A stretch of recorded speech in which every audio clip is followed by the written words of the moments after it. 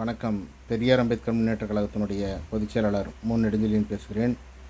இன்று செப்டம்பர் 17ஆம் நாள் சுயமரியாதை இயக்கம், தன்மான இயக்கம், பகுத்தறிவு இயக்கம், ஜாதி ஒழிப்பு, பெண்ணுரிமைக்காக போராடிய தந்தை பெரியார் அவர்களுடைய 146வது பிறந்தநாள் விழா பெரியார் அம்பேத்கர் முன்னேற்றக் கழகத்தினுடைய கட்சி தலைமை அலுவலகத்தில் மிக சிறப்பாக கொண்டாடப்பட்டது.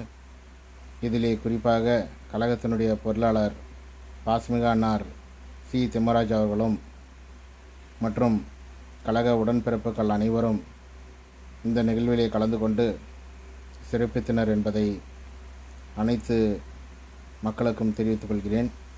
அது மட்டுமின்றி திராவிட இயக்கம் தோன்றியது யாரால் என்று கேட்டால் அது தந்தை பெரியார் அவர்களுடைய முயற்சியால்.